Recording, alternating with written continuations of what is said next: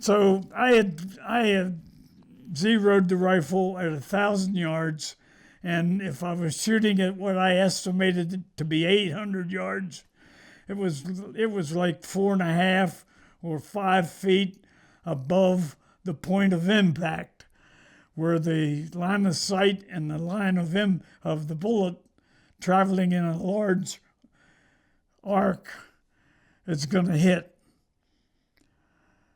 So in close, and when I say in close, 0 to maybe 500 yards, the it was easier to adjust because we knew we were talking of maybe 6 or 8 inches or drop from the crosshair point at zero. But at 1,000 yards, too much is affecting it. The wind, the weather, the temperature, it's all affecting the flight of a 30 caliber 168 round bullet. So we try to be more accurate with it.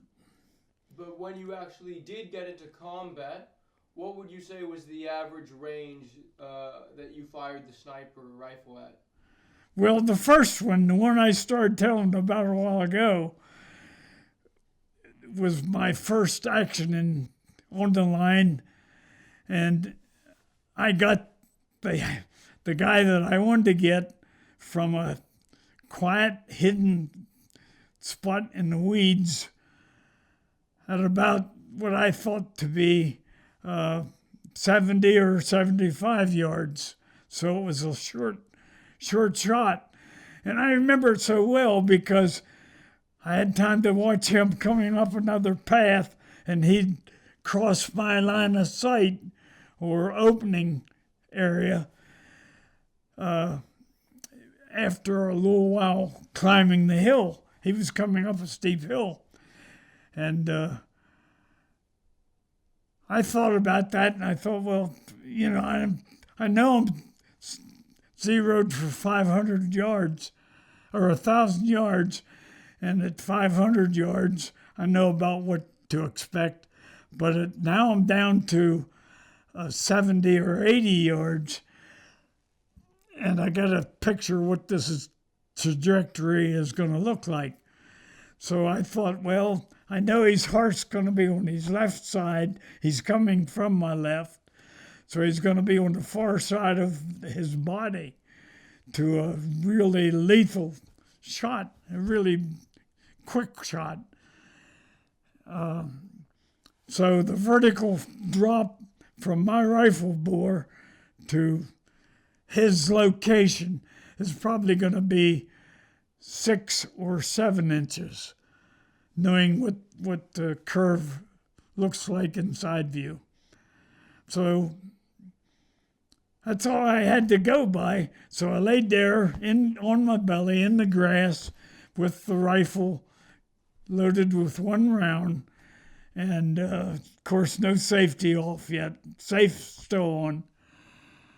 And I figured that's what I got to do. I got to shoot to hit the left side of his body from an angle on his right. So I got to just skim the front of him and hope to hit a part of his heart. And it's going to be about 6 or 8 inches above his belt to hit it. I know it's lower than they think it is. So I laid there, and then I could catch, without moving my head, I could catch his helmet coming through the weeds to my right. And he was going very slow. He was carrying a lot of weight. He had a burp gun on one shoulder, and he had a satchel on the other shoulder, which had equipment in to do his job. Now, his job was meeting the first group of American soldiers in the hollow down at the foot of this ridge I'm on. And we thought it was an artillery barrage coming in, because it was so fast and it was big stuff. Big stuff being sounding different than 88 and that sort of thing.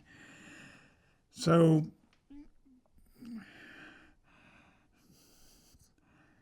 I decide that's what I got to do. I got to load before he steps out on the opening in front of me, turn the safety off, make sure the bolt handle is down solid so it's locked, because if the bolt handle wasn't locked into the receiver, it would not fire the round off. This is my first round at an angry foreign soldier.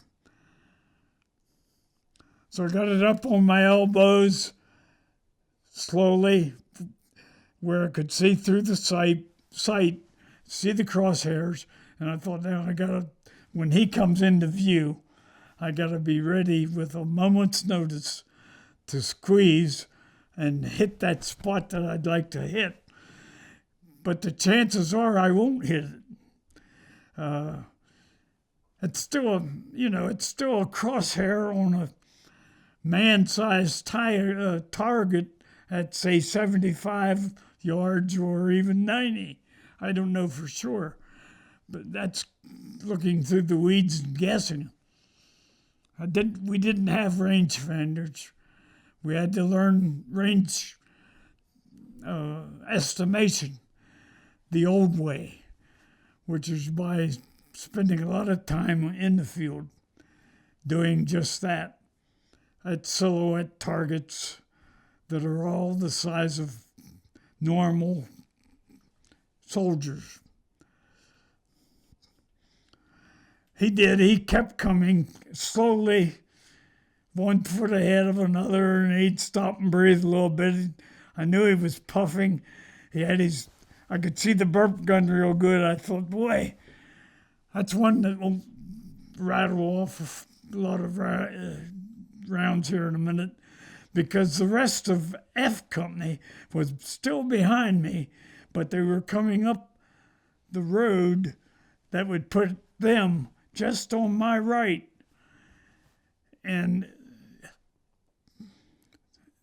now I'm in position for a shot, and sure enough, he stepped out of the weeds onto a road that was wide enough to take care of a wagon or a plow or anything he might want to do when it was an active farm. Now it's not.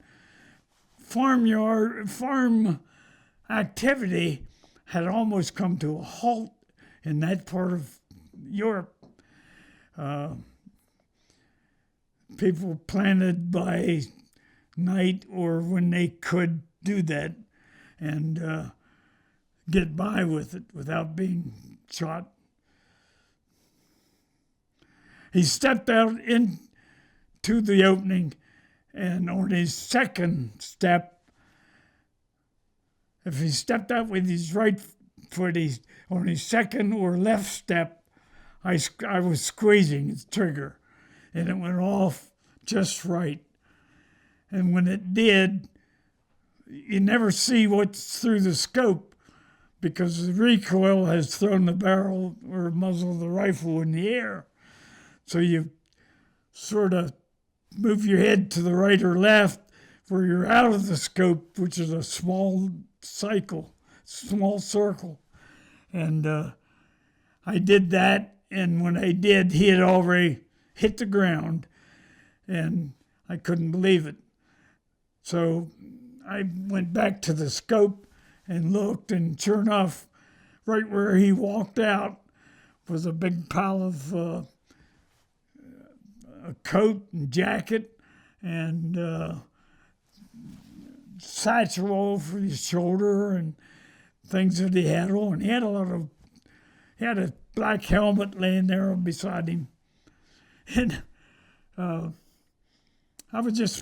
couldn't believe it, the first one now. So I stayed. I thought, well, maybe he's pulling a trick on me. Maybe he's just laying there pretending. So I don't want to move. I want to stay right where I'm at and not make any sound. And I did. And when the rest of company CF came up the hill, I could hear them walking to my right until they were ahead of me. And then I knew, well, he's not fooling anybody now. So I could get up off my knee and move my head a little bit. And then I walked over to the road where the company came up. And when I got there, I turned and went up the hill to the left and then looked back down the hill, and they were approaching me from 50 yards or something like that. They heard the one shot, and they were laughing, and somebody said, "That's a sniper doing that. Snipers shoot one shot."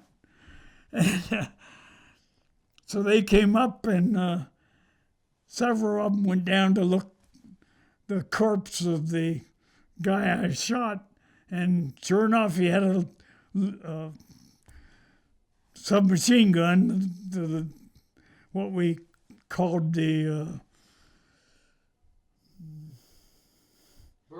burp gun, laying on the ground, and he had a pistol in a holster, and his satchel had come off his shoulder and was on the ground.